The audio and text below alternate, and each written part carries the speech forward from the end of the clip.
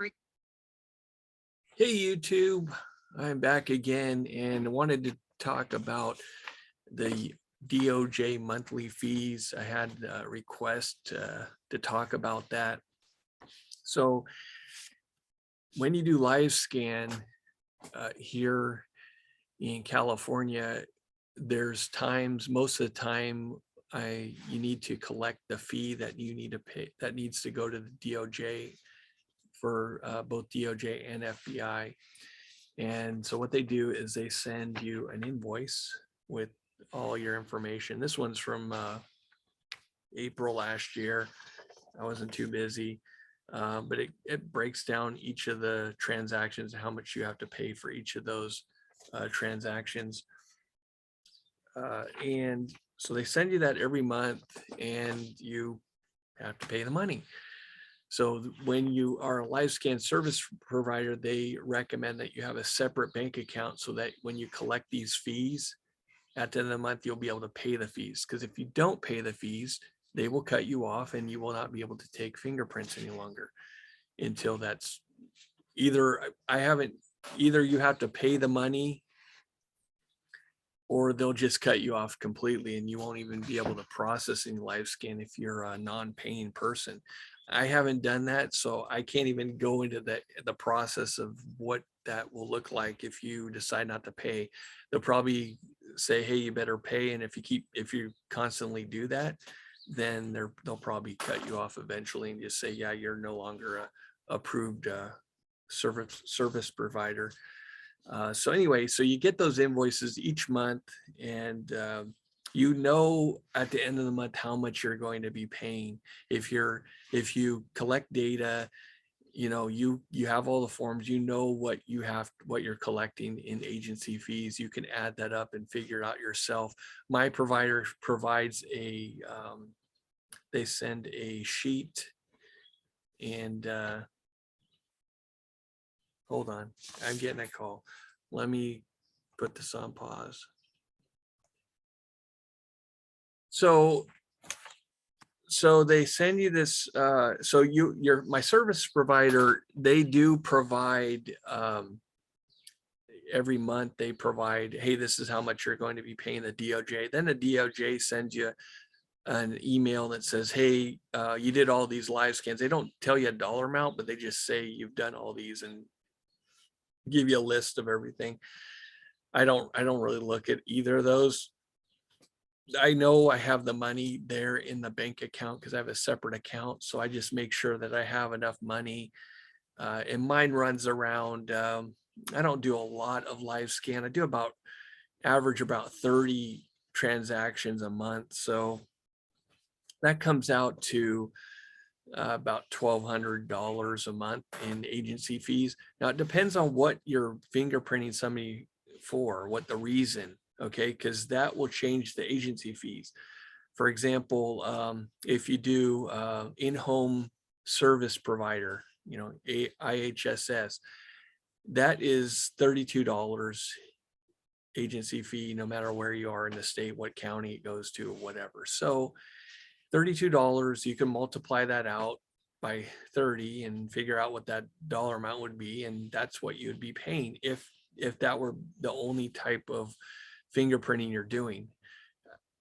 I do a lot of them come out to be $49. That's $17 plus the $32. So FBI charges $17. But then if you're talking about firearms, then it jumps up way high. Or so if you're doing anything with firearms or children comes up a little higher. So, you know, you're collecting those fees all the time. Now, there are cases in which you don't collect the fee, and that would be an agency that provides a billing number. So the agency is going to be paying for that fee. One of those would be like a liquor license, ABC liquor license. They have a form and they pay for the $49, and I don't collect that money. I just collect my rolling fee. So I collect my rolling fee and then I don't have to worry about it. Provided I put their billing number in there, I won't have to pay that fee. If I'm careless and put my billing number in there, then I'll be paying the fee and won't be collecting the money. So you just have to be aware of that. So when you have the live scan request form, there's a specific spot for billing number. You just check that first when you fill out when you review the form with the person in front of you.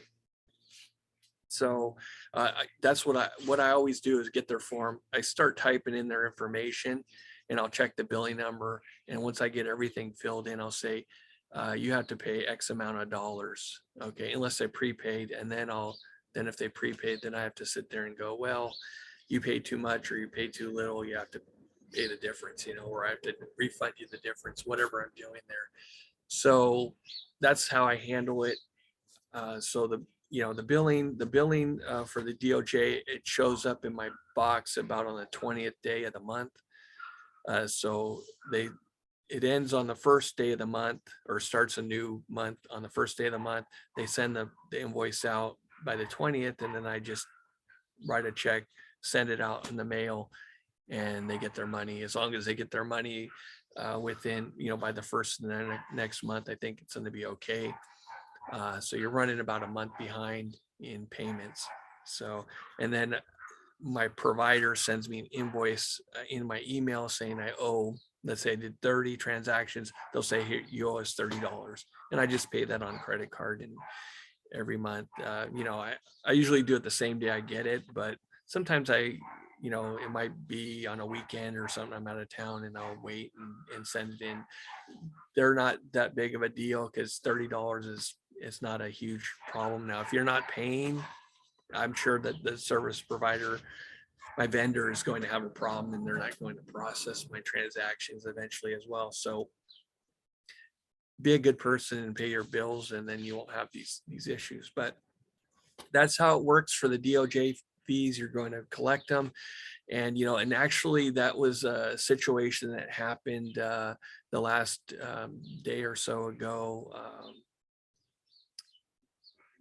I didn't post a video about it. I was going to, but what happened was the lady wanted to be fingerprinted 3 times, 3 different agencies.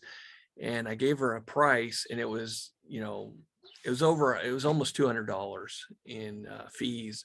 And she's flipping out. And I actually gave her a discount on my rolling fee because, I'm same person. I figured I'm not going to charge my full rolling fee. I'll just, give her a little discount, which I gave her a $15 discount on the rolling fees. And she was complaining about it.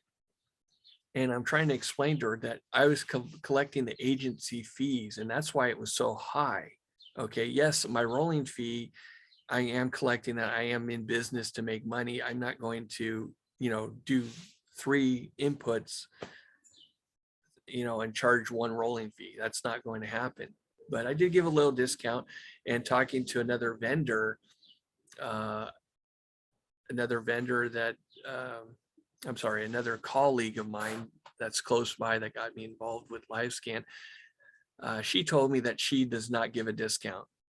She charges a lower rate than what I charge, but she says, hey, look, I'm not giving a discount on that. This is what the price is, and you're going to pay it. I have to still do the input. And if I make a mistake as the provider, the person's going to come back and want me to fix my mistake for free, right? So think about that as well.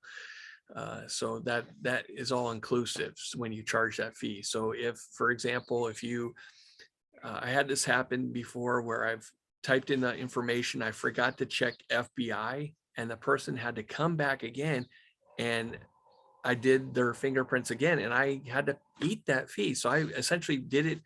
I had to pay money. Okay. So I lose money. I had to pay $1 essentially. So I collect all the money up front, and then she comes back again. I didn't charge her, and I had to pay $1 for the transaction fee to submit it again. So I'm actually paying $1 to correct my mistake, so I didn't make any money on there. So just be aware of that. And that's the reason why you're charging your rolling fee not only includes you rolling their fingers, but typing in the input into the computer, making sure that's right and correct. And if you don't do it right, you're going to be paying that money and losing money there. So that's what that rolling fee covers. I in my rolling fee, I also cover travel to the person because I'm mobile, and so I don't charge the mobile fee if it's my local area. You know, this particular lady that did uh, three agency fingerprinting, I had to drive 20 minutes to her location to do that. And that, you know, that's a bit far. I probably should have charged something to go out to her place, but I didn't know where she was located until I started driving there and realized, oh man, she's way out there. But, you know, for the most part, if it's, you know, within 10, 15 minutes from me, I don't have a problem going out to the person and collecting my normal rolling fee to do that as a service. Um, if it's, you know, way out there, like I've had people where I've had to drive 45 minutes to an hour drive to do fingerprinting for one person. Yes, I do charge something to travel to them. Okay, I do that just like I would a notarization. So anyway, that's it for this video. I hope it was helpful. If not, you can leave a comment, and that's it. Thanks. Have a great day, people.